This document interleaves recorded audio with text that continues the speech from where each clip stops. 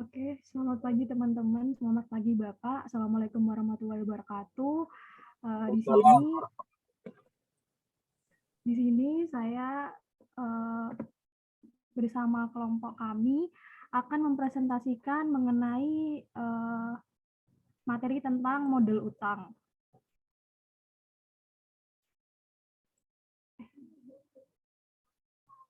Next.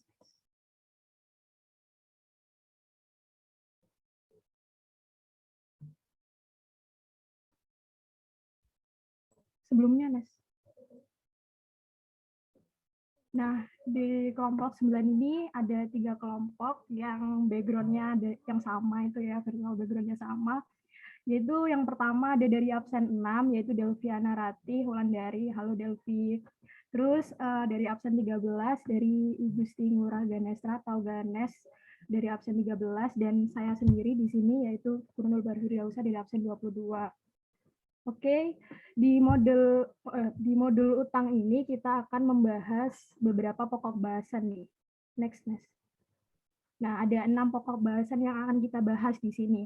Yang pertama, dasar hukum, pengertian, dan tujuan, yaitu tentang awal-awal bagaimana sih dasar hukum modul utang ini, bagaimana pengertiannya, terus tujuannya tuh sebenarnya apa sih modul utang itu gitu. Terus bagaimana nih proses bisnis dari pengelolaan utang di Indonesia.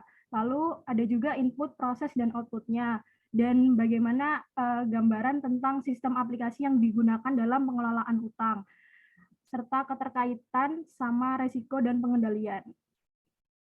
Oke, untuk yang pertama kita akan membahas dasar hukum dulu. Nah, jadi modul utang ini ada beberapa dasar hukumnya, yaitu ada 14 ya.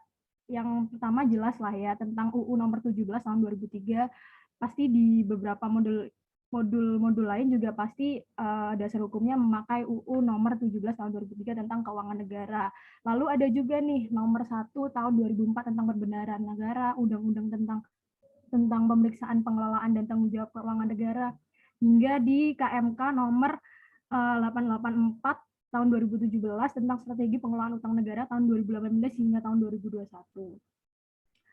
Oke, next, setelah kita membahas dasar hukumnya, kita perlu tahu nih sebenarnya pengelolaan utang itu apa sih, teman-teman. Jadi pengelolaan utang publik itu proses untuk menetapkan dan melaksanakan strategi dalam mengelola utang pemerintah. Dan pengertian dari pengelolaan utang menurut UU nomor 1 tahun 2004, utang itu jumlah uang yang wajib dibayar pemerintah pusat dan atau kewajiban pemerintah pusat yang dapat dinilai dengan uang berdasarkan peraturan perundang-undangan yang berlaku sesuai dengan perjanjian dan berdasarkan sebab lainnya yang sah. Oke, di sini apa nih? Kenapa sih kok bisa ada muncul hutang gitu ya kan? Jadi akibatnya tuh dari adanya APBN yang defisit. Nah, dalam hal anggaran karena diperkirakan defisit ditetapkan sumber-sumber pembiayaan untuk menutup defisit tersebut dalam undang-undang tentang APBN, yaitu utang itu tadi. Terus habis itu menurut tujuan umumnya pengelolaan utang itu dalam jangka panjang adalah meminimalkan biaya utang dengan tingkat resiko yang semakin terkendali. Tujuan dari manajemen hutang sendiri itu untuk memastikan bahwa kebutuhan pinjaman pemerintah dipenuhi secara efisien, dan bahwa stok hutang pemerintah dan aliran hutang tambahan yang timbul dari sumber anggaran dan di luar anggaran dikelola dengan cara yang konsisten dengan biaya dan preferensi resiko pemerintah. Next. Nah, terus ini juga ada nih tujuan pengelolaan utang publik berdasarkan dari publikasi IMF. Yang pertama ada raise the required amount the funding. Apa sih itu? Itu maksudnya menaikkan jumlah dana yang dibutuhkan. Terus yang kedua itu mencapai target atau biaya resiko atau pursue its cost or risk objective. Terus yang ketiga gimana cara kita mengidentifikasi dan manajemen trade-off antara biaya dan risiko yang diharapkan. Lalu yang keempat, mengembangkan atau menjaga efisiensi pasar utang yang domestik. Dan yang kelima, ada mencapai tujuan pengelolaan utang publik lainnya. Oke, next. Jadi pengelolaan utang itu harus memperhatikan beberapa poin nih teman-teman. Di sini ya sebenarnya ada 6 poin. Kita bahas untuk 3 poin yang pertama dulu ya. Yang pertama yaitu adanya debt management objective coordination. Debt management objective and coordination ini apa sih? Jadi debt management objective and coordination ini utang harus memperhatikan tujuan utama manajemen utang publik. Memastikan nih bagaimana sih kebutuhan pemerintah dengan biaya serendah mungkin dan tingkat resiko yang aman. Jadi semuanya juga harus dipastikan jangan sampai biaya yang timbul itu malah menjadi besar, tapi tingkat resikonya itu yang nggak aman gitu. Kita cari yang biaya dengan serendah mungkin dan tingkat resiko yang aman. Lalu yang kedua ada transparency and accountability. Kita pasti sering dengar nih tentang kata-kata transparency atau accountability ini. Jadi poin yang kedua ini merupakan kejelasan peran, tanggung jawab, dan tujuan dari lembaga dalam pengelolaan utang tersebut. Lalu yang ketiga ada institutional framework. Nah, di dalam institutional framework ini menjelaskan tentang rangka hukum yang harus kewenangan untuk meminjam dan dengan menerbitkan utang baru. Jadi di dalam institutional framework ini kita membahas tentang kewenangan dalam meminjam, dalam menerbitkan utang baru tersebut. Terus next. Nah, ini 3 poin yang terakhir, yaitu ada debt management strategi. Untuk debt management strategi ini membahas tentang strategi yang diperlukan untuk mengelola risiko yang melekat pada utang pemerintah. Risiko ini harus diolah secara hati-hati, jadi evaluasi secara berkala. Jadi tidak sembarangan, teman-teman. Terus ada juga nih risk management framework. Kalau yang poin kelima ini membahas tentang bagaimana sih risiko yang timbul dari penggunaan derivatif, risiko kredit, dan risiko penyelesaiannya. Terus yang terakhir ada development and maintenance of an efficient market for domestic government security. Terus di sini poin yang terakhir kita membahas nih bagaimana mengoptimalkan primary market dan secondary market. Nanti saya juga akan membahas gimana sih primary market, gimana sih secondary market gitu ya. Oke, next. Nah, di sini nih kita membahas nih, setelah kita membahas tadi tentang tujuan dari pengelolaan utang publik, kita di sini akan membahas tentang prinsip akuntansi utang publik. Ada beberapa prinsip nih teman-teman. Di sini ada 6 prinsip. Yang pertama yaitu residence atau wilayah. Apa nih residence wilayah gitu kan? Jadi wilayah ini merupakan masing-masing dari institusional atau wilayah ekonomi yang di tempat tersebut yang memiliki hubungan yang terkuat, yaitu pusatnya kepentingan ekonomi yang dominan. Nah, kalau misalnya berdasarkan dari standar statistik internasional, residensi ini tidak didasarkan pada kriteria status nasional atau hukum, meskipun serupa dengan konsep residensi yang digunakan oleh banyak negara dan pengendalian pertukaran pajak dan tujuan lainnya. Terus yang kedua nih, time of recording atau waktu pencatatan. Apa sih ini gitu kan? Beban akrual yang belum dibayarkan dan tunggakan. Jadi ada waktu pencatatannya nih. Terus yang ketiga, ada valuation, penilaian. Jadi valuation penilaian ini ada beberapa poin sih teman-teman, ada 3 poin. Jadi sebenarnya pengertian valuation itu sendiri merupakan instrumen yang tidak diperdagangkan, instrumen yang diperdagangkan asuransi pensiun dan skema jaminan. Nah, apa sih yang pertama tadi instrumen yang diperdagangkan gitu kan? Instrumen yang tidak diperdagangkan. Instrumen yang tidak diperdagangkan itu instrumen utang yang umumnya tidak diperdagangkan di pasar keuangan seperti pinjaman, harus dinilai dengan nilai nominal. Terus yang kedua tadi instrumen yang diperdagangkan. Jadi instrumen yang diperdagangkan atau biasa kita sebut trade debt securities itu merupakan sekuritas utang yang diperdagangkan atau dapat diperdagangkan pada pasar keuangan seperti tagihan, obligasi, sertifikat deposito dan yang dapat dinegosiasikan aset sekuritasnya. Terus yang terakhir ada tentang asuransi pensiun dan skema jaminan kan. Nah, asuransi pensiun dan skema jaminan ini tidak diperdagangkan di pasar keuangan, sehingga mereka tidak selalu memiliki formula yang bisa diterapkan untuk menghitung nilai nominal. Lalu yang keempat yaitu ada currency atau mata uang. Di sini ada beberapa yang kita bahas nih, ada 4, yaitu yang pertama kita bahas tentang unit mata uang, unit of account. Unit mata uang domestik adalah pilihan yang tepat untuk mengukur utang luar negeri sektor publik. Untuk yang kedua, current conversion. Itu nilai tukar yang paling tepat digunakan untuk konversi hutang titik tengah antara kurs beli dan kurs jual yang harus digunakan. Lalu ada juga nih di unit mata uang ini adanya domestic and foreign currency, mata uang domestik yang alat pembayaran yang sah dalam perekonomian dan dikeluarkan oleh otoritas moneter. Terus mengenai mata uang didominasi ditentukan oleh mata uang di mana nilai arus dan posisi saham ditetapkan bagaimana ditentukan dalam kontrak antara para pihak. Itu dibahas melalui currency of denomination and currency of settlement. Terus yang poin yang kelima kita membahas tentang maturity atau jatuh tempo. Jadi di jatuh tempo ini merupakan instrumen utang yang mengacu pada waktu sampai utang itu dilunasi menurut kontrak antara debitur dan kreditur. Nah, jatuh tempo ini dapat berupa jangka pendek atau jangka panjang. Ya, seperti yang kita tahu ya, biasa di matkul AKL, AKM gitu-gitu kan kita ada tuh bahas tentang utang jangka pendek, utang jangka panjang gitu kan. Terus yang terakhir ada konsolidasi. Konsolidasi yang bisa kita dengar juga itu merupakan metode penyajian data statistik untuk satu rangkaian unit atau entitas yang seolah-olah merupakan satu unit. Jadi nanti akan dikonsolidasikan. Seperti itu, teman-teman. Oke, lanjut. Oke, di sini sebenarnya ini adalah pokok bahasan dari pengelolaan utang itu sendiri, yang yaitu proses bisnisnya. Bagaimana sih proses bisnis dari pengelolaan utang itu, gitu kan? Oke, next. Nah, sebenarnya di sini saya cuma menjelaskan tentang singkatnya aja, tapi nanti akan dijelaskan lebih detailnya oleh Mbak Delvi.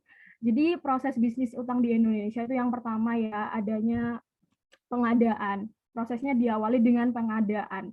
Ada infrastruktur yang jadi proses di pengadaan ini ada infrastruktur pendukung transaksi utangnya tidak hanya menggunakan sistem, terus informasi menggunakan DMFAS, namun ada sistem informasi juga yang lain yang aplikasi yang lain yang digunakan yaitu seperti BISSS, Dealing Room, Movits atau ESBN. Lalu ada juga nih setelah kita melakukan pengadaan, kita melakukan settlement, teman-teman. Di sini juga kita ada menggunakan beberapa aplikasi yaitu BI RTGS, Symphony, SPAN. Tapi SPAN di sini digunakan hanya khusus untuk model penerimaannya. Lalu yang ketiga, ada juga nih perekaman. Nah, di perekaman ini kita menggunakan DMFAS itu dalam modul administrasinya aja, dan SPAN dan SPAN menggunakan modul komitmennya. Ntar ada interkoneksi nih antara DMFAS dan SPAN di sini. Lalu yang keempat ada penarikan ya. Nah, itu menggunakan DMFAS sebagai modul mobilization-nya. Terus yang kelima ada pembayaran ya. Pembayaran. Di situ kita menggunakan DMFAS dalam modul debt service-nya. Terus menggunakan SASPEM dalam membuat SPM-nya serta menggunakan SPAN dalam modul pembayarannya. Untuk yang terakhir kita melakukan pelaporan nih teman-teman. Di pelaporan ini kita menggunakan DMFAS juga sebagai modul reportingnya dan ada interkoneksi dengan SPAN pada modul GL-nya. Gitu teman-teman. Oke, next. Nah, di sini dijelasin nih teman-teman sebenarnya jenis utang itu apa aja sih gitu kan. Di sini kita ambil dari sumber gambar ini kita ambil dari websitenya DJPPR. Jadi utang pemerintah itu dibagi menjadi dua sub besar. Ada pinjaman dan ada SBN. Nah, pinjaman bisa berasal dari luar negeri atau pinjaman kegiatan maupun pinjaman uang tunai. Nah, di sini juga ada utang pemerintah atau surat utang negara dan surat berharga syariah negara. Nah, untuk breakdown dari masing-masing jenis ini bisa dilihat dari jangka waktu jatuh temponya, jenis mata uang maupun jenis kuponnya. Teman-teman. Oke, next. Nah, di sini kita mulai nih membahas tentang hibah gitu kan. Jadi hibah itu ada instrumennya dibagi menjadi dua, antara hibah langsung dan hibah terencana. Apa sih bedanya? Hibah langsung itu yang bagaimana sih? Hibah terencana yang bagaimana? Jadi teman-teman, hibah langsung itu hibah yang diterima langsung oleh KL, kementerian atau lembaga, dan atau pencarian dananya itu dilaksanakan secara langsung, tidak melalui kantor pelayanan pembendaharaan negara, yang pengesahannya dilakukan oleh Bendahara Umum Negara atau Kuasa Bendahara Umum Negara, BU atau KBU, ditandatangani langsung oleh menteri atau pimpinan lembaga. Kalau hibah langsung ditandatangani oleh menteri atau pimpinan lembaga. Terus kalau yang terencana gimana sih teman-teman? Gimana sih Fir gitu kan? Jadi kalau yang hibah terencana itu hibah yang diterima pemerintah dari donor atau pemberi hibah yang dibelanjakan oleh executing agency melalui mekanisme anggaran pendapatan dan belanja atau APBN, dan pencairan dananya melalui kantor pelayanan perbendaharaan negara atau KPPN, atau melalui BUN, Bendahara Umum Negara. Terus hibah itu sebenarnya sudah direncanakan gitu loh melalui DIPA yang sudah kita susun, dan yang DIPA-nya nanti udah ditandatangani oleh Menteri Keuangan gitu teman-teman. Bedanya antara hibah langsung dan terencana. Jadi kalau terencana itu lebih ke udah direncanakan melalui DIPA. Kalau misalnya langsung itu tanpa melalui KPPN, dia langsung melakukan pencairan dana gitu. Oke, next. Oh ya, hibah itu juga bisa dalam bentuk uang maupun barang atau jasa ya teman-teman. Nah, terus ini, gimana sih proses bisnis pinjaman atau hibah luar negeri? Di sini ada 4 proses nih, ada perencanaan, ada pengadaan, ada disbursement, ada pembayaran. Nah, untuk perencanaan ada kegiatan apa aja sih di sana? Pertama, kita melakukan pengusulan nih. Nah, ketika mengusulkan utang atau pinjaman, akan dimasukkan dalam Blue Book. Nah, apa sih Blue Book ini? Blue Book ini itu semacam data pinjaman yang akan dilakukan selama 5 tahun ke depan. Setelah itu adanya kompilasi dan dicocokkan dengan komitmen lender, dia akan jadi Green Book, kayak tabungan gitu. Terus ada pinjaman tentu saja kan, ada prasyarat yang harus dipenuhi.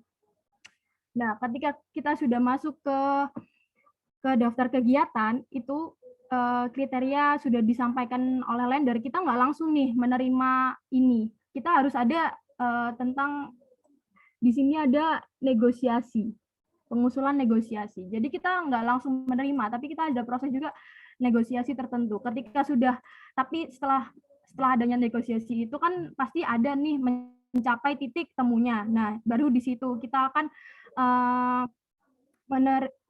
menandatangani loan agreement, dan loan agreement ini ada tanggal mulai kapan hingga tanggal pinjaman itu berlaku. Setelah itu selanjutnya ada penarikan dananya untuk membiayai kegiatan tersebut gitu di proses pembayaran.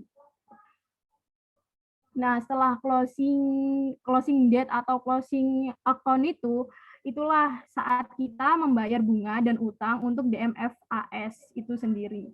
Mulai dari pengadaan sampai dengan pembayaran. Untuk DMFAS itu kita melakukannya itu dari proses pengadaan hingga pembayaran, yaitu ada administration, mobilization, dan debt service gitu teman-teman. Oke, lanjut.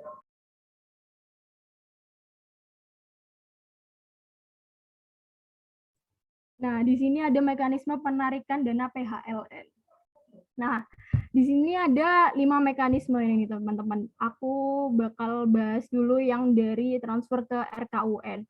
Jadi di RKUN ini ada pinjaman langsung ditransfer ke RKUN, lalu dari RKUN langsung disalurkan pada program tertentu gitu. Terus sedangkan kalau pembayaran langsung kayak gimana sih gitu kan? Jadi kalau pembayaran langsung itu langsung ditransfer ke KL yang mengeksekusi pinjaman. Terus kalau pembiayaan pendahuluan gimana Fir gitu kan. Jadi kalau pembiayaan pendahuluan ini pemerintah melakukan nih pembiayaan dulu. Jadi kayak gimana ya? Pemerintah melakukan pembiayaan dulu, nanti kita ada proses reimburse gitu loh. Jadi semacam reimburse kita pakai dulu, lalu setelah kegiatan selesai, kita laporkan ke lender. Nanti lender yang akan mengganti biaya yang kita keluarkan untuk kegiatan itu, sesuai dengan kriteria yang ditetapkan dalam loan agreement gitu. Terus ada di Rexus. Kalau Rexus gimana, Fir, penarikan dana PHLL-nya? Kalau Rexus nih pinjaman ditampung dalam rekening khusus. Jadi nanti ada buka rekening khusus itu, nanti ketika dia mau dibelanjakan atau dia mau dibutuhkan atau dibelanjakan itu tadi, dia ambil tuh dari rekening khusus itu gitu. Rexus itu kepanjangannya rekening khusus gitu maksudnya. Terus kalau LC ini apa sih? LC itu letter of credit terkait dengan pinjaman luar negeri yang melibatkan perbankan. Jadi kita berhubungan dengan luar negeri seperti itu, teman-teman. Terus lanjut. Oke, di sini bahasan saya terakhir ada metode penerbitan SBN. Jadi metode penerbitan SBN ini terbagi menjadi dua, yaitu adanya pasar perdana dan pasar sekunder. Pasar perdana itu apa sih? Terus pasar sekunder itu yang gimana gitu kan? Jadi pasar perdana itu pasar yang dimana efek-efek atau surat berharganya diperdagangkan untuk pertama kalinya di masyarakat sebelum dicatatkan di bursa efek. Jadi dia itu pertama kalinya belum masuk ke bursa efeknya. Terus lalu pasar sekunder itu apa? Nah, di pasar sekunder ini merupakan kelanjutan dari pasar perdana, di mana pasar ini efek-efeknya yang telah dicatatkan di bursa efek diperjualbelikan gitu, teman-teman. Terus lanjut. Maaf sebelumnya tadi.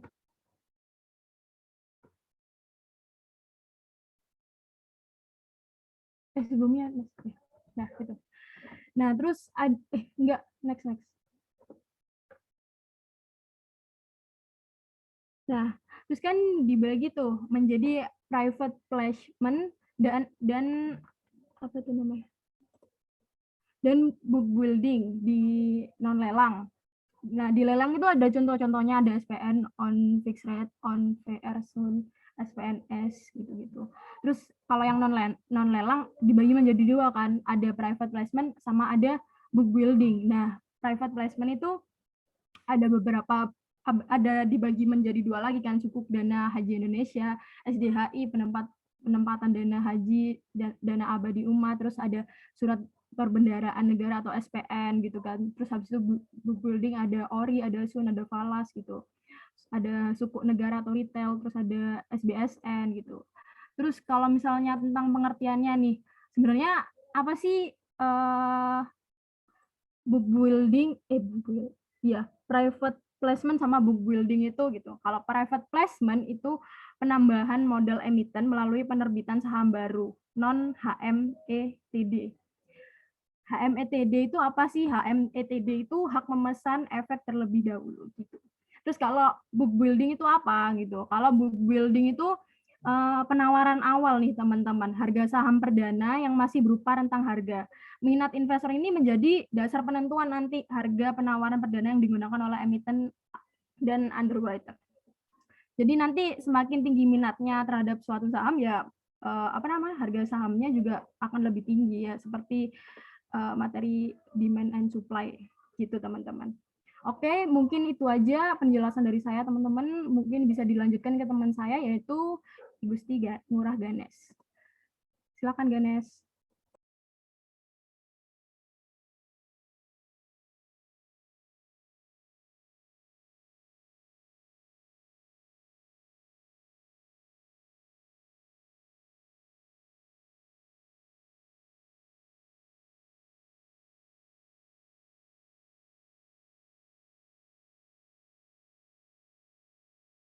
Halo Ganes, kayaknya belum open mic deh.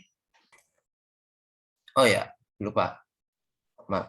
Ya, selanjutnya yaitu proses bisnis transaksi SUN secara langsung. Yaitu pertama, Kementerian Keuangan dan DJPPR sebagai DMO melakukan pembahasan untuk menentukan seri, limit transaksi, dan rekomendasi benchmark harga SUN. Setelah disetujui melalui dealing room, dealer DJPPR akan mengirimkan spesifikasi SUN tersebut kepada dealer counterparty, yaitu lembaga keuangan yang akan menjual SUN tersebut dalam pasar keuangan.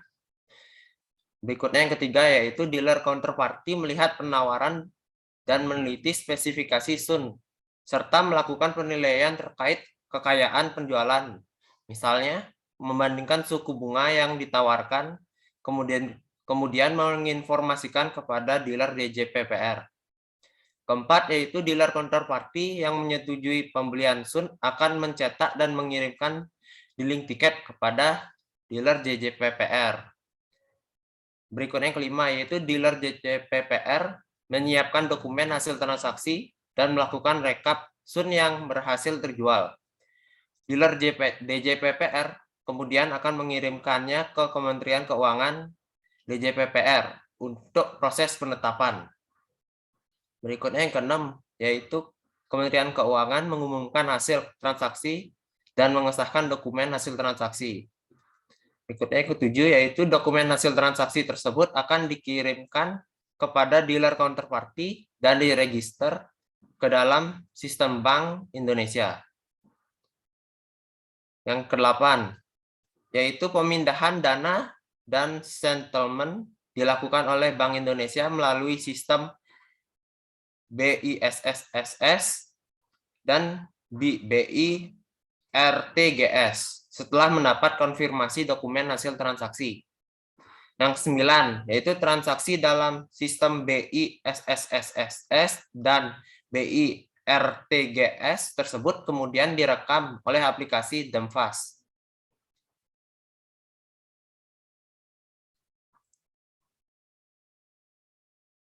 Berikutnya yaitu proses bisnis penjualan SBN dengan cara private placement.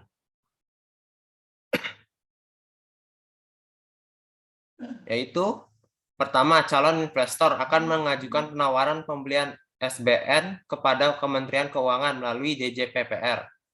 Kedua, DJPPR kemudian akan melakukan penelitian atas dokumen penawaran dan pembahasnya secara internal. Apabila penawaran ditolak, maka surat penolakan akan dikirim kepada calon investor. Apabila penawaran diterima, maka pemberitahuan dapat dilakukan secara lisan maupun tertulis. Ketiga, DJPPR kemudian akan mengundang calon investor untuk melakukan pembahasan dan menegosiasi terkait penawaran tersebut. Keempat, yaitu apabila tidak tercapai kesepakatan, maka DJPPR akan membuat surat penolakan dan mengirimkannya kepada calon investor. Apabila kesepakatan tercapai, maka DJPPR dan investor menandatangani dokumen kesepakatan. Berikutnya yang kelima, yaitu hasil kesepakatan tersebut kemudian dikirimkan untuk mendapatkan penetapan oleh Direktorat Jenderal PPR, yaitu Menteri Keuangan. Dokumen hasil kesepakatan yang telah mendapat penetapan dikirimkan kepada investor dan dilakukan pengumuman hasil transaksi. Berikutnya yang ketujuh, yaitu dokumen hasil kesepakatan yang telah mendapat penetapan juga akan menjadi input bagi sistem BISSSS dan BIRTGS untuk menyelesaikan transaksi pemindahan dana dan settlement. Yang kedelapan, yaitu transaksi dalam sistem BISSSS dan BIRTGS tersebut kemudian direkam oleh aplikasi DEMFAS. Berikutnya yaitu proses bisnis transaksi SBN melalui SBN book building. Yang pertama, account officer DJPPR akan menetapkan berbagai parameter terkait penjualan SBN ke dalam SBN. Selain itu, account officer juga melakukan monitoring, reporting atas proses yang terjadi tersebut dalam sistem tersebut. Yang kedua, mitra distribusi SBN akan melakukan registrasi atas calon-calon investor ke dalam sistem SBN. Selain itu, mitra distribusi SBN juga melakukan pemesanan dalam konfirmasi atas nama investor. Yang ketiga, sistem SBN akan meminta pembuatan kode billing dari aplikasi Symphony. Yang keempat, yaitu sistem SBN akan mengirimkan notifikasi pemesanan yang sukses dan kode billing kepada mitra distribusi SBN dan kepada investor melalui email. Investor kemudian melakukan pembayaran dengan kode billing yang telah diterima. Hasil pembayarannya juga akan dicatat oleh modul penerimaan SPAN.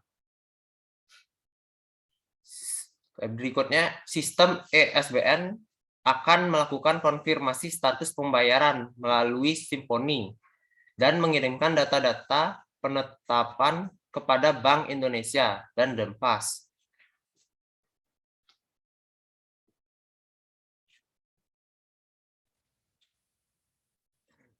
Berikutnya yaitu proses bisnis lelang buyback dan debt switching SBN.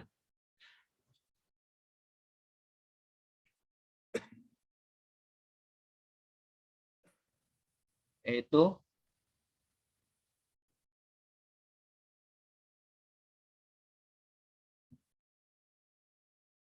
Kementerian Keuangan DJPPR mengumumkan rencana lelang dan melakukan registrasi data lelang. Kedua, dealer kemudian mengajukan penawaran melalui MOF ITS. Yang ketiga, proses tersebut DJPPR memantau pelaksanaan lelang. Yang keempat, yaitu data penawaran yang dilakukan oleh dealer diteruskan ke DSS dari MOFITS. Yang kelima, DJPPR kemudian memeriksa tabulasi pada DSS dan alokasi yang direncanakan untuk diperoleh. Yang keenam, selanjutnya Dirjen PPR mengumumkan hasil lelang dan mengirimkan kembali data terkait hasil lelang ke MOFITS. Ketujuh, data awarded officer tersebut disampaikan ke dealer. Yang kedelapan, proses selanjutnya adalah settlement data ke BISSS dan BIRTGS. Yang terakhir yaitu proses settlement yang telah selesai direkam datanya ke Denpas. Berikutnya yaitu proses bisnis penerbitan penarikan pinjaman hibah. Yaitu pertama, penarikan nomor pinjaman hibah PBS yang menggunakan modul Denpas modul administration, yaitu memerlukan surat permohonan register dan lampiran dari KL. Kemudian mengeluarkan nomor register pinjaman hibah atau PBS. Kemudian perekaman penarikan, yaitu menggunakan modul mobilization yang memerlukan NOD dan withdrawal application. Kemudian menghasilkan data penarikan dan amortization table updated.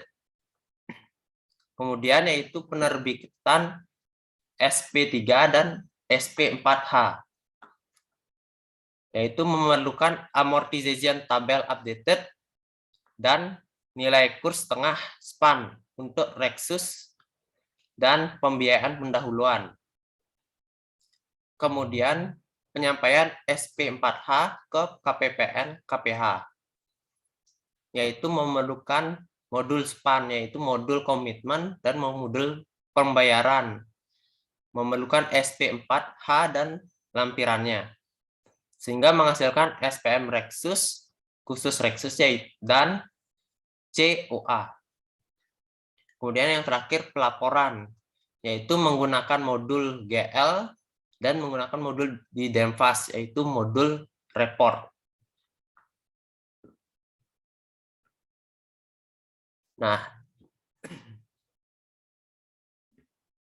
di sini data yang dicatat dalam DJPPR yaitu tanggal valuta penarikan, tanggal kurs valuta, tanggal terima dokumen, mata uang efektif, jumlah penarikan dalam mata uang efektif, nilai ekuivalen pada mata uang range, nilai ekuivalen dalam mata uang pinjaman, tetap penarikan, nomor dokumen, tanggal NOD, dan nomor form dari Denpas. Berikutnya yaitu proses bisnis pembayaran pinjaman atau utang. Yang pertama, perekaman rencana pembayaran dan tagihan yang menggunakan modul DEMFAS, yaitu modul debt service dan modul reports, yang memerlukan schedule dari DEMFAS, NOP atau surat pengganti NOP, dokumen penerbitan untuk buyback dan private placement, dan dokumen tagihan. Kemudian cetak dokumen pembayaran, yaitu mengeluarkan surat pernyataan ringkasan penggunaan dana, lampiran SPM, dan ADK Saspem. Berikutnya yaitu perekaman data pada SPAM, yaitu memerlukan ADK Saspem dan menghasilkan SPP, SPM, dan COA. Kemudian yaitu terdapat proses SP2D yang menghasilkan SP2D. Dan yang terakhir yaitu pelaporan. Perekaman rencana pembayaran dan tagihan, cetak dokumen pembayaran, pembayaran data pada SPAN ini dilakukan oleh DJPPR Back Office. Dan proses SP2D dan pelaporan dilakukan oleh KPPN KPH. Berikutnya akan dijelaskan teman saya. Oke, terima kasih buat Ganes. Halo teman-teman, kali ini aku akan membahas DEMFAS, di mana DEMFAS ini adalah aplikasi untuk modul utang tersebut. Nah, di sini tuh saya akan membahas tentang gambaran sistem aplikasi, input proses aktivitas dan output, keterkaitan dengan modul sistem lain, dan resiko, serta resiko dan pengendaliannya. Lanjut, Ganes.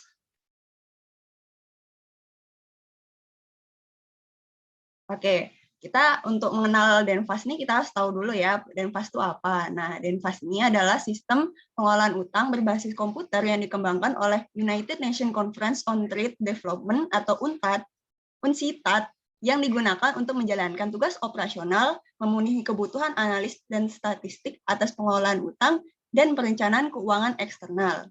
Nah, selanjutnya DEMFAS dapat digunakan oleh negara anggota United Nations atau PBB.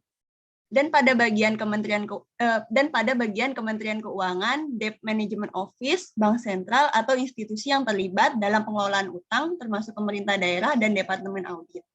Nah, untuk program DEMFAS sendiri menyediakan asistensi atas 2 arus aktivitas pengolahan uang, yakni downstream seperti maintenance database, validasi data utang, operasional utang, pelaporan internal dan eksternal, statistik utang dan analisis dasar, maupun pembuatan link antara software keuangan serta upstream.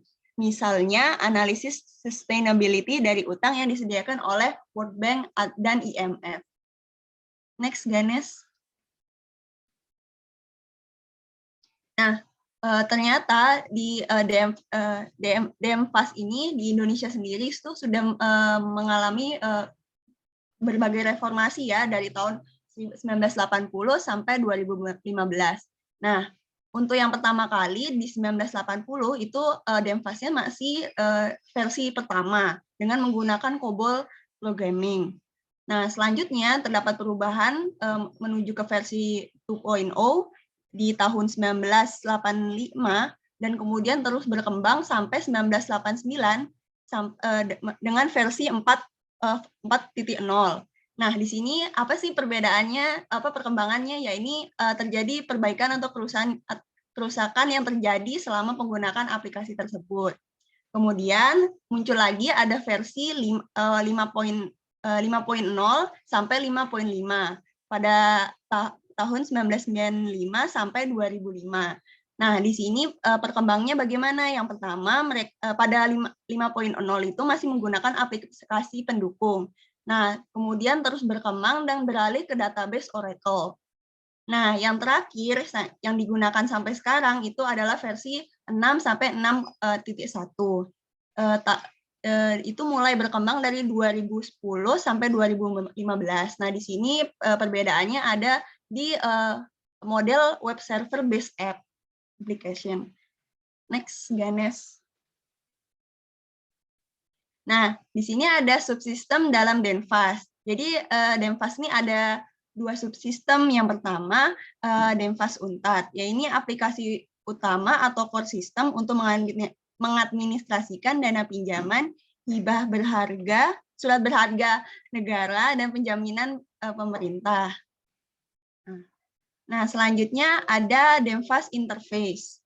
Nah, untuk DEMFAS Interface ini adalah aplikasi penghubung antara DEMFAS dan sistem aplikasi pendukung yang menunjang kebutuhan spesifik operasional, pengelolaan pembiayaan, dan resiko. Next. Nah, di sini ada siklus dari pengelolaan utang itu sendiri. Nah, jadi di sini ada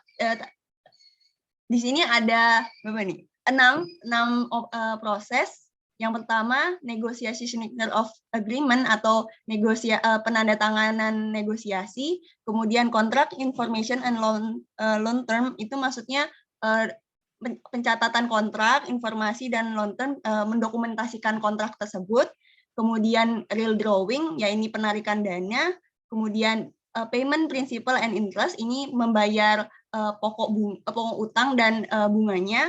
Kemudian ada reporting on country debts, yakni melaporkan atau mencatat status utang tersebut.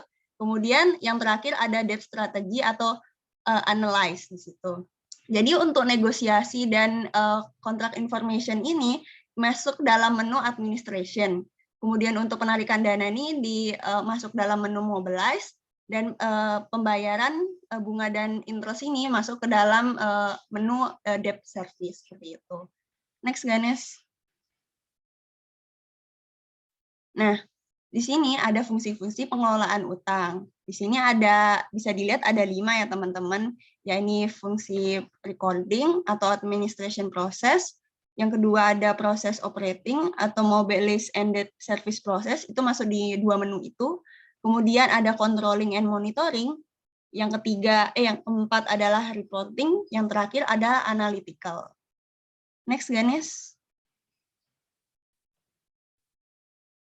Nah, teman-teman bisa dilihat di sini, ini adalah tampilan yang kami dapat untuk tampilan DEMFAS sendiri yang versi ke-6. Bisa diklik 1 kali, Ganes. Oh ya. Nah, di administration loans ini, di menu administration ini dikelola oleh front office. Ya ini yang menandatangani atau membuat kontrak utang tersebut. Kemudian dicatat dan dicatat pada sistem aplikasi. Kemudian diklik lagi sekali, Ganes. Nah, kemudian ada untuk administration, mobilization, debt service, sampai report itu dikelola oleh bagian back office. Dan yang terakhir, klik sekali lagi ya, Ganes.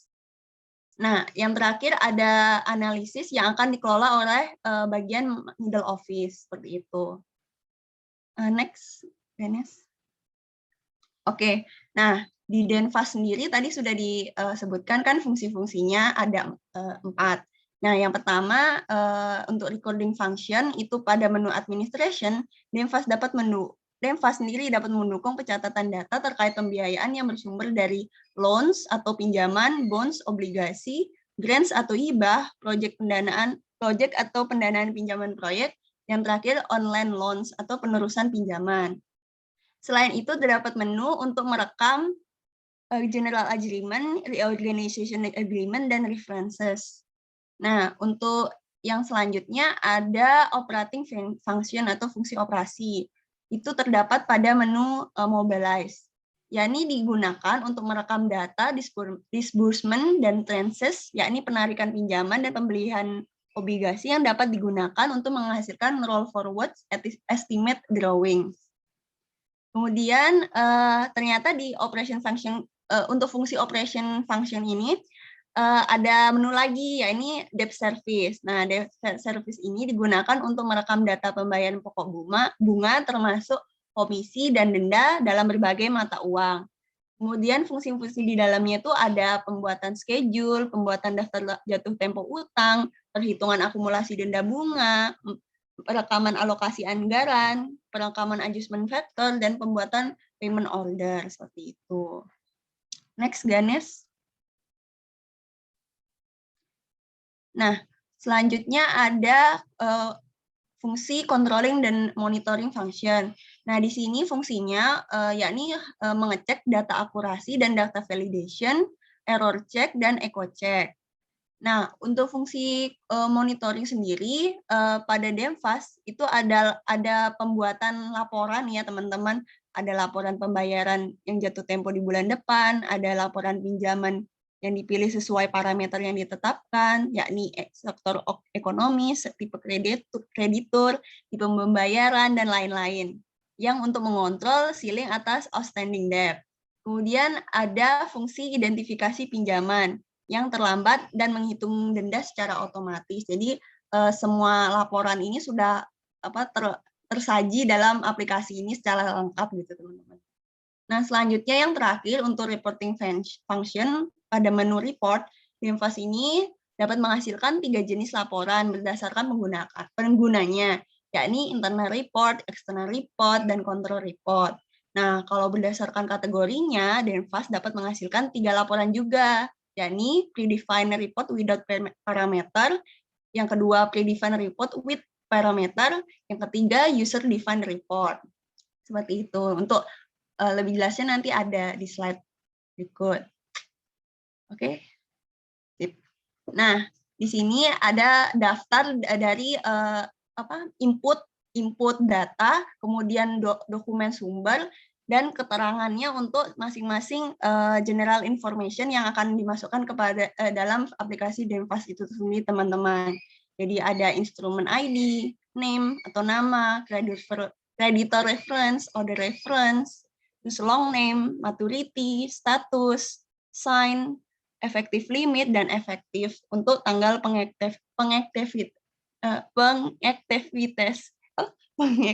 mengefektifkan pinjaman gitu teman-teman. Lanjut.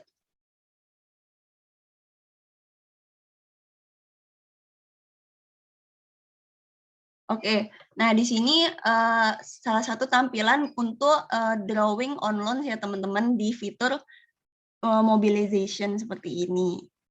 Jadi nanti dimasukkan saja data-data yang diperlukan dari dokumen yang tadi sudah disebutkan, terus dimasukkan ke sini, nanti diproses. Lanjut Ganes. Nah, selain itu ada lagi data untuk input dokumen sumber untuk real drawing on loans atau drawing info. Jadi untuk inputnya ada loan ID, terus ada request number, ada reference, ada project, ada creditor value date, ada date receive, date of local exchange rate, exchange arrangement, dan amount in effective currency. Gitu. Jadi data-data ini nanti akan dimasukkan ke dalam aplikasi Demfast-nya gitu teman-teman. Lanjut. Nah tadi kan sudah dibahas bahwa ada untuk monitoring itu ada laporan yang dikeluarkan. Nah, di sini ada beberapa format laporan Demfast yang sudah disebutkan tadi. Yang pertama, standard reporting report, yang ini berisi laporan operasional dan manajerial mulai dari rekapitulasi pembayaran, denda, total penarikan, jatuh tempo utang, dan lain-lain yang formatnya telah diatur by default oleh aplikasi. Kemudian ada lagi user defined reporting. Ya, ini berisi berbagai jenis laporan yang isiannya ditentukan oleh pengguna, baik atau tanpa parameter, sesuai dengan kebutuhan yang diinginkan oleh pengguna laporan tersebut. Kemudian yang terakhir ada World Bank Report. Nah, ini sifatnya internasional gitu ya teman-teman, jika memiliki pinjaman atau hibah dari World Bank sendiri gitu. Next. Ganes, next, udah. Oke, nah di sini contoh dari standar report teman-teman bisa dilihat di gambar. Ada kolom identification, debt information, creditor information, kemudian general karakteristik dan loan statusnya gitu. Next lagi. Nah, kalau ini user defines report, jadi menyesuaikan kebutuhan pengguna. Jadi dia butuhnya data apa saja, jadi ditampilkan di sini seperti itu. Jadi nggak semuanya dari laporan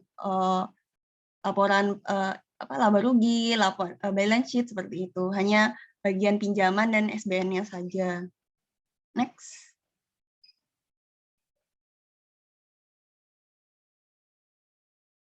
Nah, di sini ada laporan World Bank report yang predefined report without parameter, tanpa parameter ya teman-teman. Jadi seperti ini. Jadi jadi nggak ada patokan gitu. Jadi luas gitu, menampilkan laporan selama 2019 sampai 2021 seperti itu. Next. Nah, kemudian ada predefined report with parameter, dengan parameter teman-teman. Nah, di sini tampilannya hampir sama. Hanya bedanya dia itu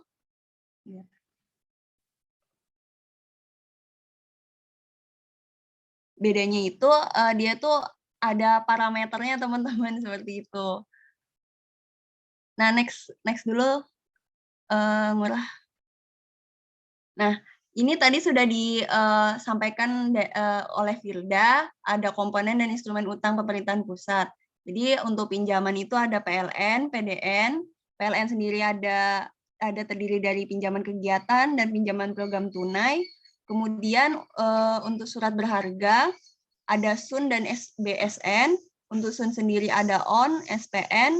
ON sendiri ada dibagi lagi menjadi falas dan rupiah. Dan terus ke bawah ya teman-teman bisa dibaca sendiri. Nah, selanjutnya untuk surat berharga negara SBN, SBSN itu ada surat SBSN jangka panjang dan SPSNS. Nah, SBSN jangka panjang ini terdiri dari suku rupiah dan suku falas. Kemudian dibagi lagi untuk suku rupiah ada fixed rate, terus ada yang tradable dan non tradable. Nah, untuk tradable sendiri ada SUKRI, ada Islamic fixed rate, dan project based sukuk. Nah, untuk non tradable-nya ada sukuk tabungan negara dan SDHI seperti itu. Lanjut. Nah, yang terakhir di sini ini menjelaskan juga ya fungsi pengelolaan utang di Indonesia dengan aplikasi terkait. Jadi selain DEMFAS sendiri itu masih ada aplikasi pembantu lainnya. Nah, untuk di bagian pengadaan ada BI ETP, Billing Room, ada Movits, ada ESBN. Nah, untuk settlement sendiri ada BI SSS, BI RTGS, ada Simponi, dan SPAN. Nah, untuk perekaman dan penarikan tadi ada DMFAS sama SPAN. Nah, untuk bagian pembayaran ada DMFAS, Suspen, dan SPAN. Untuk pelaporan sendiri yang terakhir ada DEMFAS dan SPAN. Seperti itu, teman-teman. Next. Oh iya. Nah, untuk tadi sudah juga dijelaskan bahwa di perekaman dan penarikan itu masuk ke modul administrasi DEMFAS dan serta modul mobilization. Nah, untuk pembayaran sendiri itu masuk ke modul debt service dan pelaporan tuh masuk ke modul reporting. Jadi yang tidak masuk modul tuh hanya controlling dan monitoring saja seperti itu. Fungsi itu saja tidak ada menunya di DEMFAS. Nah, tadi juga sudah dijelaskan bahwa untuk administrasi ini ada modul pembantu dari SPAN, ya ini modul komitmen, ya. Kemudian untuk modul service ini ada debt service ini dibantu modul pembayaran, dan modul reporting ini dibantu dengan modul GL. Gitu. Next. Baik, sekian dari presentasi dari kelompok kami. Mohon maaf jika masih banyak kekurangan. Sekian, jika ada teman-teman ada pertanyaan, kami buka, atau mungkin dari Bapaknya dulu mungkin ada komentar dahulu.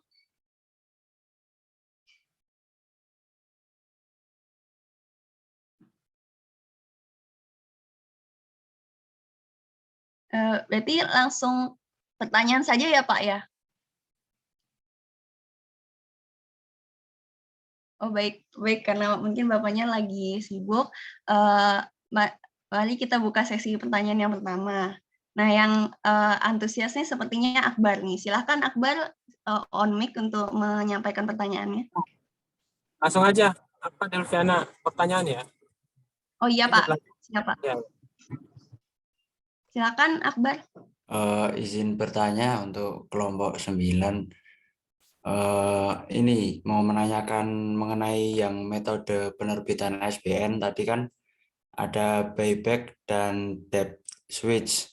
Buyback itu kan bahasa Indonesianya kan beli balik gitu kan, pembelian kembali. Kemudian untuk debt switch itu kan penukaran utang gitu ya. Nah, itu saya masih kurang paham mengenai perbedaan buyback debt switch sama yang metode penerbitan SBN lelang itu sendiri. Itu kemudian kalau kalau kayak apa namanya, kurang paham juga mengenai kayak debt switch, maksudnya tuh penukaran utang, ditukar dengan sesama utang atau ditukar dengan saham atau bagaimana begitu. Nah, itu mohon dijelaskan lebih lanjut. Terima kasih. Sama-sama Akbar. Ditunggu dulu ya. Baik, selanjutnya apakah ada teman-teman yang ingin bertanya lagi? Bisa raise hand.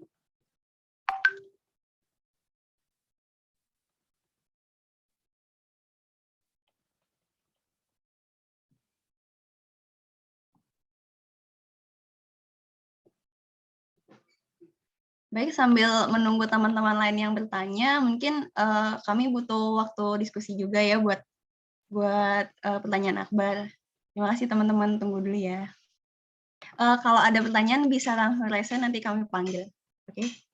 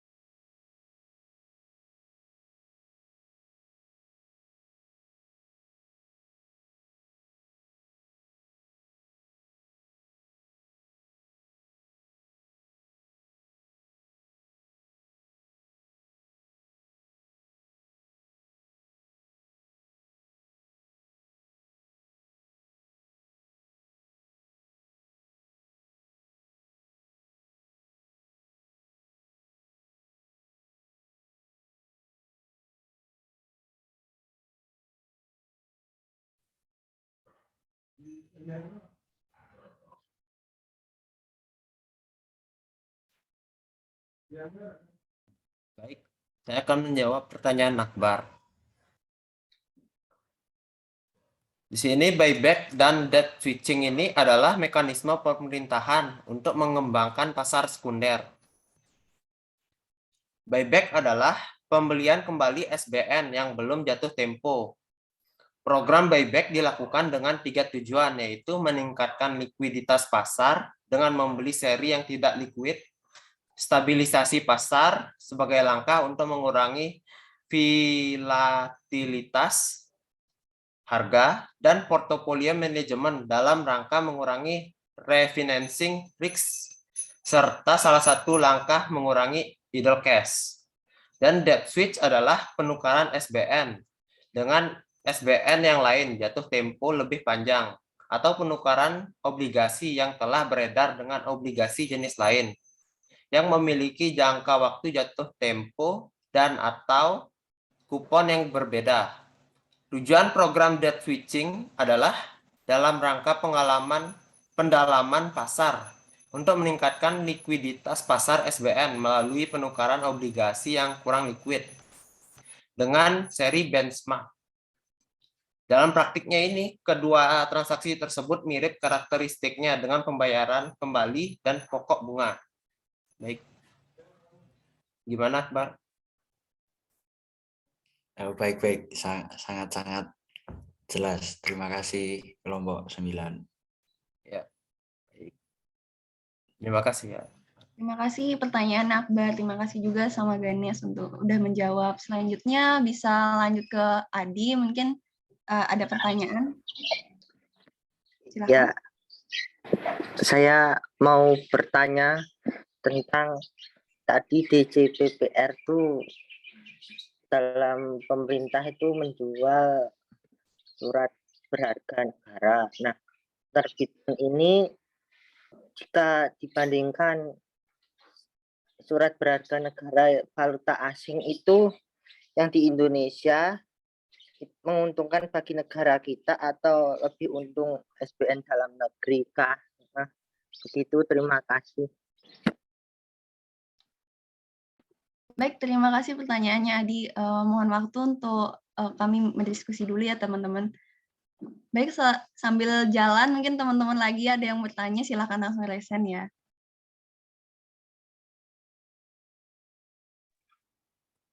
Ya, Delviana, tadi sebelum kita lanjut ya, yang menarik tadi yang ditanya adalah kita kembali ke yang pertama, ya, buyback sama debt switching tadi ya. Ya, Pak. Jadi yang menjelaskan tadi siapa? Si Ganes, Pak. Ganes ya. Ganes menyampaikan tadi bahwa buyback itu adalah pembelian kembali oleh pemerintah atas SBN gitu ya, terhadap surat utang yang kurang laku lah gitu, dalam rangka menjaga kualitas pasar keuangan. Itu ya Ganes ya.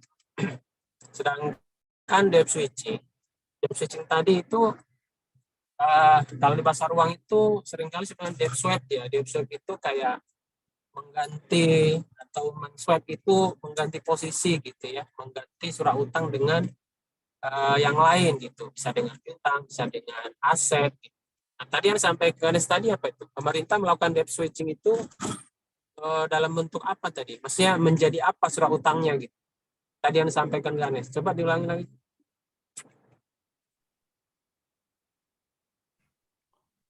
Itu Halo Pak. Ganes. Tujuan program debt switching ini yaitu dalam rangka pendalaman pasar untuk meningkatkan likuiditas pasar SBN melalui penukaran obligasi yang kurang liquid dengan seri benchmark. Oh, iya. Bukan debt swap ya, debt switching ya. Iya, penukaran surat utang dengan yang lebih laku lah di pasaran gitu ya. Ini beda dengan debt swap ya. Debt swap itu lebih kepada misalkan utang ditukar jadi aset gitu ya. Kalau ini ternyata debt switching ya. Ya, baik. Baik, terima kasih penjelasannya ya. Nah, sekarang kita coba yang nomor 2 tadi pertanyaannya apa? Tadi Adi bertanya Pak, lebih untung yang mana? Apakah SBN falas di Indonesia atau SBM di dalam negeri, Pak? Oh, SBN falas di apa? SBN falas di luar negeri atau SBN dalam negeri gitu ya? Iya, Pak.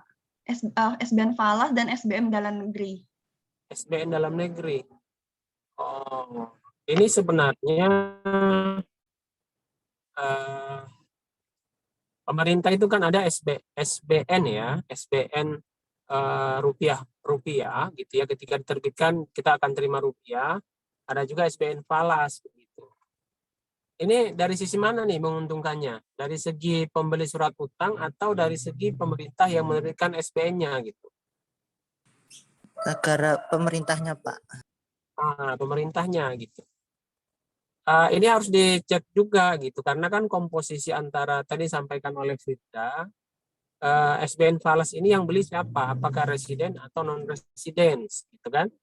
Kalau yang residen itu kan pemegang surat utang baik orang mana saja, tapi posisinya ada di Indonesia begitu. Ada juga pembeli surat utang, dia posisinya bukan di Indonesia, makanya disebut dengan non-resident. Itu memang di laporan keuangan pemerintah, BPK meminta coba dipetakan surat utang kita tuh pemiliknya yang banyak residence atau non-residence gitu. Bahaya kalau yang pemilik surat utang itu banyak yang non-residence. Karena kan sama aja kayak kita pinjam ke luar negeri. Tapi kalau dia residence, itu artinya kan perputaran uang itu ada di dalam negeri gitu. Itulah kemudian mengapa negara-negara maju itu mereka menjual surat utang yang membeli itu adalah masyarakat. Itu artinya masyarakat yang orang-orang yang ada di negaranya, gitu, bukan orang lain. Gitu. Ya dari segi keuntungan sebenarnya, ya kita butuh apa dulu nih? Butuh falas atau butuh rupiah? Gitu. Sebenarnya kalau dari tingkat bunga hampir mirip lah, karena itu udah ada perhitungannya, gitu kan? Ya nggak mungkin pemerintah memberikan surat utang dengan kupon yang besar begitu sehingga nanti yang didapatkan falas semua, nggak mungkin juga gitu kan? Ya karena pemerintah bisa juga pinjam tidak menerbitkan surat utang, langsung pinjam ke negara lain, misalkan ke Bank Dunia atau OECD atau Jepang dalam rangka mendapatkan falas. Gitu. Nah, falasnya juga kan macam-macam tuh, ada US dollar, ada JPY, ada euro dan sebagainya. Jadi saya pikir menguntungkan mana gitu, tergantung kebutuhan sebenarnya. Pemerintah butuh falas atau karena ada beberapa proyek-proyek itu yang memang harus dibayar dengan falas. Tapi kebanyakan SBN itu diterbitkan dalam bentuk rupiah dalam rangka menutup defisit ya. Karena kan kementerian lembaga itu butuh rupiah dalam rangka belanja. Ya, tujuan utama pembiayaan melalui surat utang ini kan karena defisit ya. Artinya pendapatan kita tidak cukup untuk menutupi belanja negara. Ya, belanja negara kita kebanyakan dalam bentuk rupiah. Gitu. Jadi dijuallah surat utang ke masyarakat Indonesia gitu. Ya beda kalau misalkan kita pinjaman ke luar negeri. Pinjaman ke luar negeri itu ya bunganya lebih besar daripada SBN yang kita terbitkan. Gitu. Mungkin itu ya. Silakan ditambahkan juga nggak apa-apa. Baik Pak, terima kasih atas jawabannya.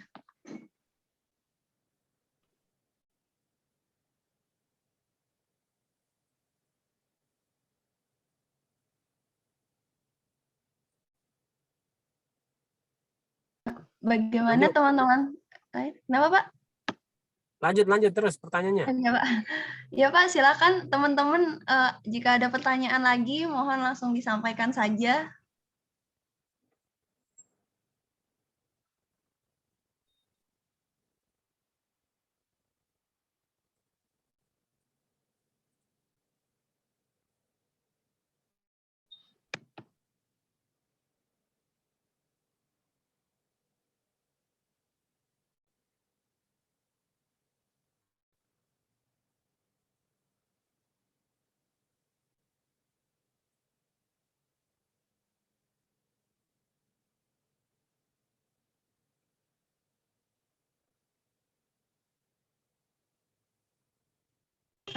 Baik Pak, mungkin karena teman-teman tidak ada yang bertanya, mungkin saya juga sebenarnya ingin bertanya Pak, belum terlalu paham untuk DFMAS ini Pak. Izin bertanya Pak, ini kan DFMAS ini kan DFMAS ini kan dibuat oleh PBB Pak. Nah, berarti setiap negara yang bergabung dari PBB itu menggunakan DEMFAS. Nah, apakah PBB sebagai kantor utamanya itu Pak, apakah dia juga mengatur jalannya utang-utang di negara-negara di masing-masing negara itu Pak, sebagai sebagai pemerintahnya gitu, government of finance-nya di situ Pak, untuk arus utang di masing-masing negara itu. Terima kasih Pak. Ini aplikasi aja memudahkan semua negara gitu kan, memudahkan semua negara untuk mengontrol utang-utangnya. Ini aplikasi yang dikembangkan oleh United Nations gitu ya. Artinya bukan harus negara itu, nggak ada ketentuan sih, nggak ada informasi terkait dengan itu gitu. Ini hanya software saja, aplikasi yang dikembangkan agar negara-negara itu bisa tahu gitu kan cara menghitung utang pokok, dan sistem yang dikembangkan memang lebih cepat lah gitu ya. Bagaimana cara memberikan surat utang? Ya kita nggak tahu ya, terlepas dari motif-motif penggunaan DEMFAS ini, tapi kalau tidak salah ini sudah digunakan lebih dari 140 negara gitu dalam rangka penataan utang dan penerbitan surat utangnya. Itu sih, jadi coba nanti dicari referensi terkait dengan DEMFAS ini, ada di situsnya, di websitenya itu DJPPR gitu ya, atau mungkin di Google bisa dicari sih DEMFAS ini apa. Tapi yang jelas ya ini software saja, aplikasi gitu yang digunakan, dan kalau tidak salah ini kan free kan ya. Jadi daripada kita mengembangkan sistem yang butuh effort yang lebih besar, nggak ada salahnya kita menggunakan DEMFAS ini. Tinggal interface saja gitu. Jadi kita bisa melihat, karena kan utang ini banyak nih yang jatuh tempo berapa tahun itu, jadi surat utangnya gitu. Dengan menggunakan aplikasi ini ya lebih mudah. Gitu. Mungkin itu Delviana ya. Baik Pak, terima kasih Pak. Yang lain ada yang bertanya nih terkait dengan isu-isu terkait dengan utang negara kita begitu, terlepas dari, silakan yang mau bertanya apa aja ya, silakan. Izin bertanya Pak. Iya silakan. Kalau yang di PPT LMS itu kan disebutkan bahwa tambahan pinjaman luar negeri neto pemerintah dianggarkan negatif sejak 2004. Artinya pembayaran kembali utang dianggarkan lebih besar dibanding dengan penarikan pinjaman luar negeri baru. Ya, nah, betul. Kalau saya cari di internet, utang pemerintah di 2020 yang baru itu sebenarnya ada dua data ini. Yang satu bilang 810 triliun sama 1.226 triliun. Nah, sedangkan pembayarannya itu cuma 314, Pak. Oh, itu utang luar negeri ya? Oh, itu yang dihitung cuma utang luar negeri aja, Pak? Bukan. Kalau yang negatif itu utang luar negeri. Jadi penarikan pinjaman itu lebih kecil daripada pembayaran gitu. Makanya negatif dia. Jadi perhitungan di kita itu akun 71 itu penerimaan pinjaman, akun 72 itu pembayaran pokok gitu ya. Jadi kalau pembayaran pokok lebih besar daripada penarikan, nanti DLR-nya dia minus dia. Misalkan kita narik pinjaman 100 triliun gitu ya. Tapi kita bayar pokok 150 triliun. Nah, DLR-nya itu negatif. Berarti itu kalau utang yang dari luar negerinya harus lebih kecil dari pembayaran. Tapi kalau misalnya secara keseluruhan sama SBN dalam negeri itu bisa lebih besar dari pembayaran, tidak, Pak? Nggak bisa, karena kan kita butuh uang dalam rangka menutup defisit kan. Jadi uang yang kita perlukan itu, tadi saya sampaikan sekilas sebenarnya. Kita itu perlu uang berapa sih gitu kan? Misalkan kita belanja 2.400 triliun. Kita punya uang cuman 2.000 triliun. Berarti kita defisit berapa? 400 triliun kan? Ya, 400 triliun. Nah, terus kita terbitkan surat utang, anggap saja kita terbitkan 1.000 triliun. Yang 400 itu untuk menutup defisit, karena kurang tuh. Kita belanja tadi 2.400, pendapatannya 2.000, kita defisit 400. Kita harus tutup tuh. Dari mana kita tutup? Dari penerbitan surat utang dan pinjaman luar negeri. Itulah. Pokoknya seluruh penerimaan pembiayaan istilahnya. 400 triliun itu adalah dalam rangka menutup defisit. Sisanya yang kita terbitkan tadi berapa? Tadi kita terbitkan 1.000 ya. Ada sisa 600. Nah, 600 ini itu untuk membayar pokok gitu kan. Anggap saja membayar pokok itu 500 lah gitu kan. Ya, berarti sisa 100. Nanti 100-nya itu sisanya biasanya menjadi bagian dari kas negara, masuk ke Erkun lah atau SAL istilahnya. Jadi kalau nggak mungkin ya, nggak mungkin penerimaan pembiayaan lebih kecil daripada pembayaran pokok gitu ya. Sekarang memang pembayaran pokok dan beban bunga, ini yang menarik nih. Kalau pembayaran pokok itu ada di bawah tuh bagian pembiayaan, di akun 72 pembayaran pokok. Tapi kalau dia pembayaran bunga itu menggunakan akun berapa ya? 55 kalau nggak salah. Itu namanya belanja utang, belanja beban utang, bunga utang dia. Nah, belanja bunga utang dengan pokok itu besar sekali gitu, hampir 600 triliun kalau nggak salah ya. Tahun lalu itu bayar belanja bunga itu 293 triliun, pokoknya hampir 300 lah. Jadi hampir 600 triliun itu bayar beban belanja bunga dan bayar pokok gitu. Jadi ya bisa dibayangkan. Ya. Jadi gitu ya, Vigo ya. Untuk utang luar negeri ya bisa jadi negatif, jadi kita lebih banyak bayar pokok daripada menarik pinjaman. Kita masih ada penarikan pinjaman gitu, tapi itu digunakan untuk menutupi hutang luar negeri kita, ditambah dengan hasil dari pembayaran surat utang kita lunasin tuh pokok luar negeri gitu. Paham kira-kira Vigo? Bisa di ini enggak? Bisa dimaknai? Baik Pak, terima kasih Pak. Ya. Jangan makasih tapi nggak paham. Gimana, Vigo? Bisa ya? Yang nanya Satria, Pak. Oh, itu Satria ya? Bukan Vigo ya? Satria Pak. Ya. Oh, Satria. Iya, Satria. Gimana, Satria? Bisa? Jadi yang bisa Pak. Jadi yang negatif yang utang luar negeri aja Pak.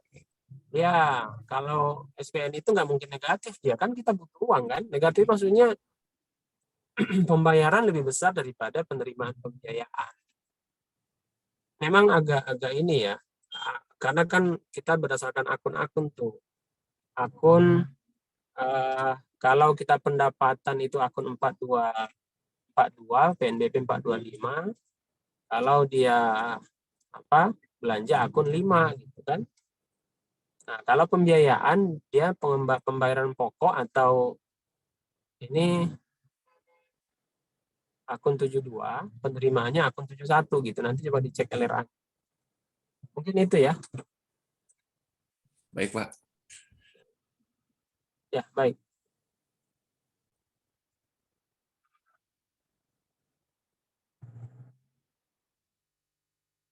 Oke.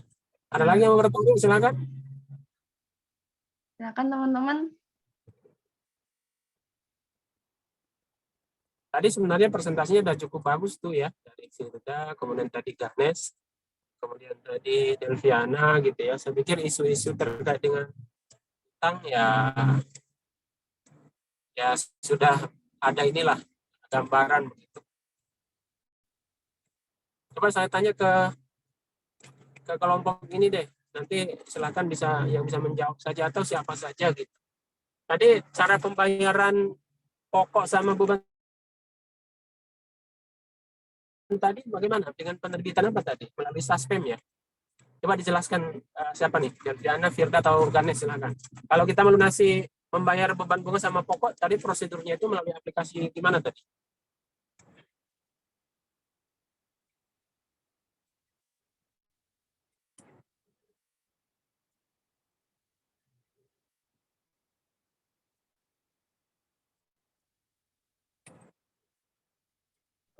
Izin Pak. Ya, silakan. Tadi ini di PPT kami halaman 23 itu ada proses pembayaran pinjaman utang.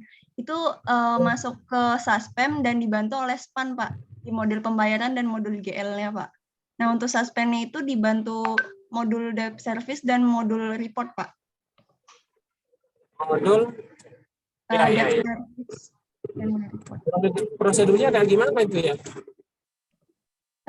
Yang pertama itu ada perekaman rencana pembayaran dan tagihan, kemudian cetak. Terus. Kemudian cetak dokumen pembayaran, kemudian perekaman data pada SPAM yang ketiga proses itu dilakukan DJPPR atau back office. Kemudian dilanjutkan ada proses SP2D dan pelaporan yang dilakukan KPPN KPH, Pak. Iya, betul. Ya, jadi yang membayar itu penerbitan SP DJP2D-nya bukan DJPPR ya, tapi nanti SPM-nya diajukan kemana tadi, KPPN? KPR, Pak. KPPN Ya, KPR. KPPN KPH ya. Jadi kita itu punya 3 KPN khusus ya. 1 KPN khusus KPH, KPN khusus pinjaman dan hibah namanya, mengeksekusi pembayaran pokok dan bunga. KPN KPH namanya. Ada juga KPN khusus penerimaan. Nah, itu untuk penerimaan seluruh negara tuh ya. PNBP, pajak. Ada juga KPN khusus investasi, namanya KPN KI, KPN khusus investasi dalam rangka pemberian pinjaman kepada daerah, namanya KPN KI namanya. Ya, ini tambahan saja ya. Ya, terima kasih ya Delviana. Tadi yang jawab siapa di Delviana ya? Iya, Pak. Ya, baik. Baik, silakan yang lain kalau nggak ada lagi yang mau bertanya.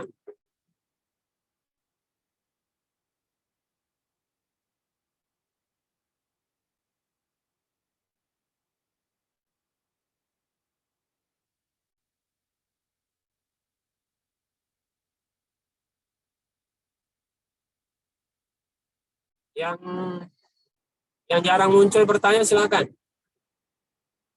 Sebelum saya nanti tunjuk orangnya untuk menjawab pertanyaan. Ayo silakan. Kita diskusi aja.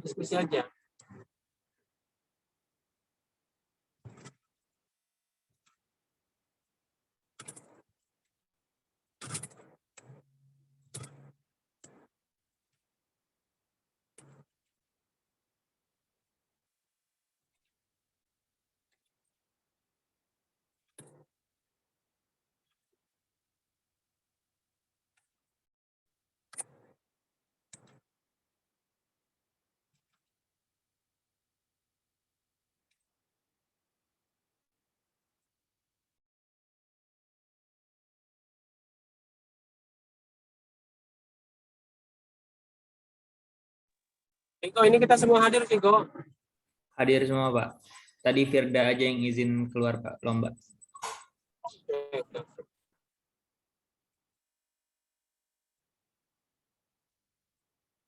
Baik, kalau tidak aja saya yang bertanya ya. Di luar kelompok ini deh. Saya coba cari dulu orang.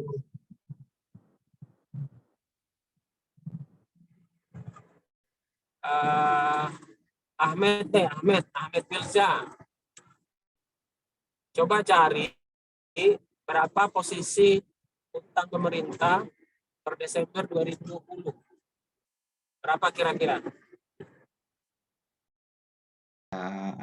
Izin untuk melihat APBN dulu ya, Pak. Mana, Ahmed? Iya, Bapak hadir. Sebentar, Bapak, untuk izin untuk melihat data di APBN dulu ya, Pak. Ya, maksud. Enggak, iya.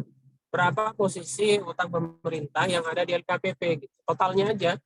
Total kewajiban pemerintah yang ada di LKPP per Desember 2020 yang sudah audited.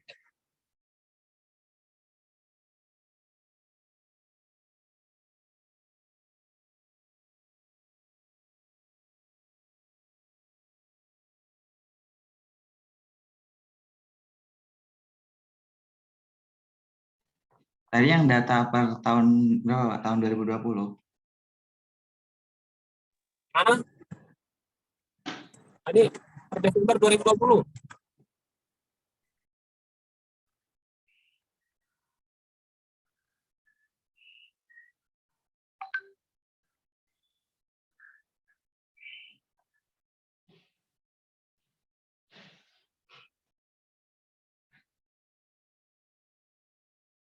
Itu Bapak, kalau di ini yang baru saya cari di Google itu per 2020 itu senilai 6.713,23 triliun, Pak. 6.000 triliunan, Pak. 6.713 triliun, Pak. Pak ulangi, berapa? 6.713,24 triliun, Pak. Oke, itu total kewajiban yang ada di LKPP ya, per Desember 2020. Baik, benar Bapak, sesuai yang saya cari di Google Bapak. Oke. Baik. Ya, terima kasih ya. Baik, terima Baik, kasih. ini untuk pertanyaan lagi, tuh semuanya ya nanti bisa dijawab ya. Sebentar. Tadi kan saya jelaskan bahwa penerbitan surat utang itu sama saja dengan penerimaan pembiayaan. Begitu ya. Sedangkan pembayaran pokok itu adalah pengeluaran pembiayaan. Itu bagaimana prosesnya? Itu kalau tadi penerimaan pembiayaan itu menggunakan akun 71. Kalau pengeluaran pembiayaan itu akun 72. Bagaimana prosesnya? Itu hingga disajikan di neraca. Ya. Sehingga dia nanti menjadi akun 2, berarti kewajiban. Karena kan satu itu aset, 2 kewajiban, 3 ekuitas. Sementara di LRA itu pengeluaran pembiayaan tadi 72, kita menerbitkan surat utang menggunakan akun 71. Gitu. Bagaimana hingga kemudian itu disajikan di neraca menjadi akun 2, akun 21 berapa gitu. Ya, silakan diskusikan. Nanti yang jawab nanti silakan aja siapa gitu. Kelompok ini juga bisa ya. Ada Delviana atau Yanes silakan. Baik, Pak.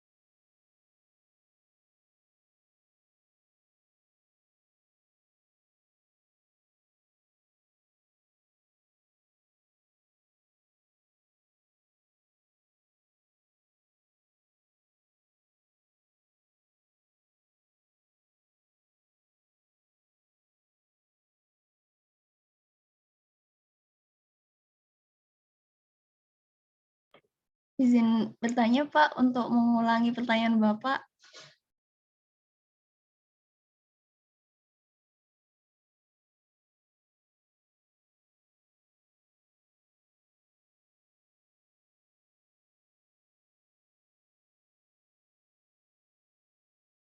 Gimana?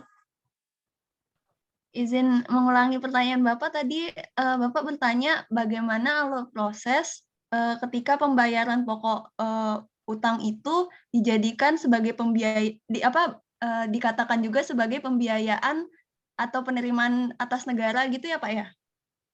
Ya, Prosesnya. bukan. Bagaimana prosesnya itu jadi disajikan sebagai utang? Kan kita kan menerima pembayaran nih, akunnya 71, tapi muncul akun akun 2 di neraca gitu. Oke, Pak. Baik, Pak.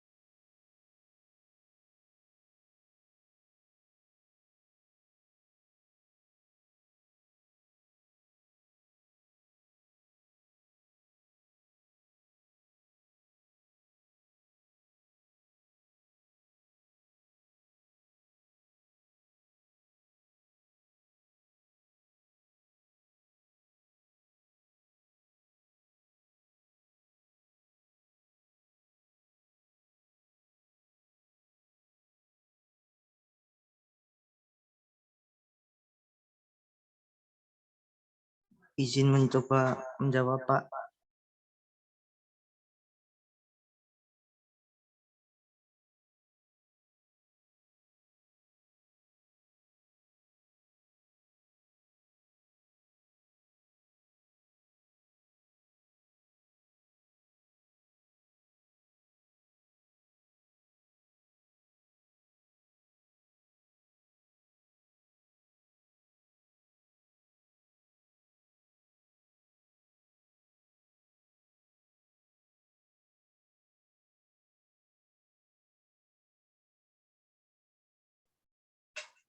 Izin Pak.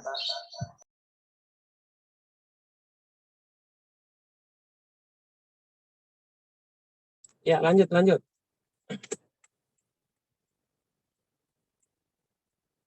Silakan. Siapa yang mau jawab nih? Ini Pak. Ya, silakan.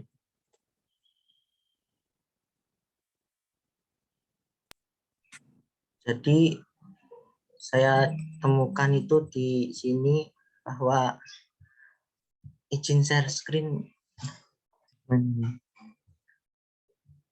Nah, terima kasih. Ini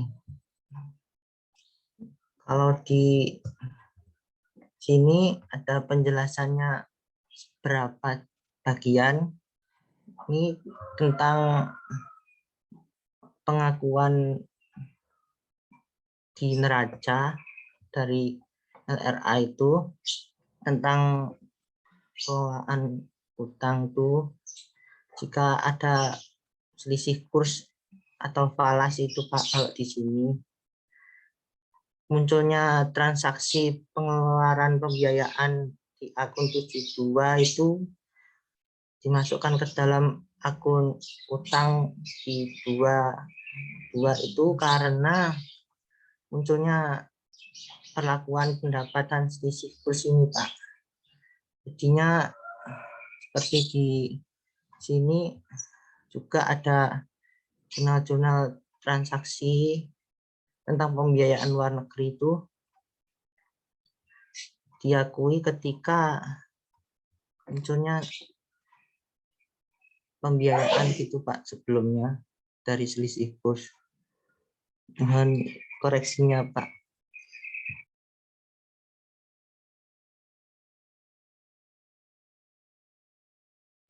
Bentar ya.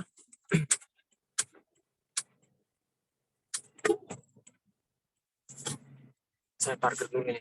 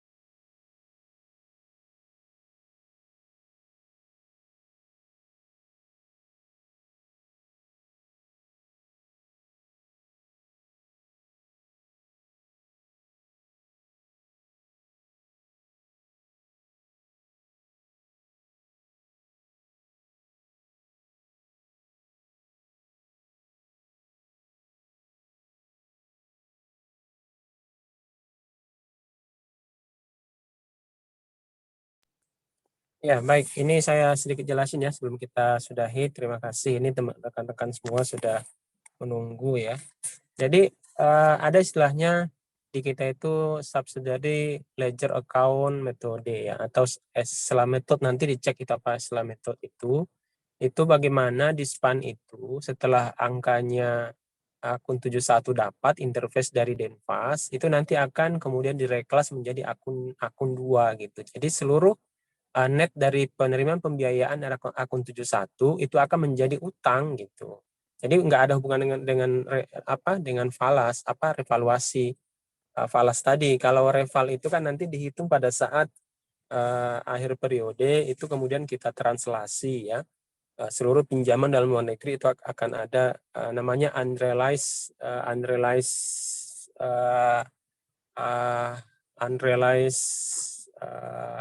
akun lah gitu. Artinya ada apakah itu nanti gain atau loss gitu ya. Itu terkait dengan pada saat kita translasi seluruh pinjaman luar negeri dalam bentuk falas menjadi rupiah.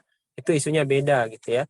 Nah, jadi yang saya sampaikan tadi adalah bagaimana kita ketika mendapat pembiayaan 71 ya ataupun 72 gitu kan, itu kemudian nanti berubah menjadi pinjaman di neraca kita, sehingga di LKPP itu kelihatan tuh berapa pinjaman hasil dari penerbitan surat utang gitu, yang awalnya di LRA kemudian disajikan di neraca.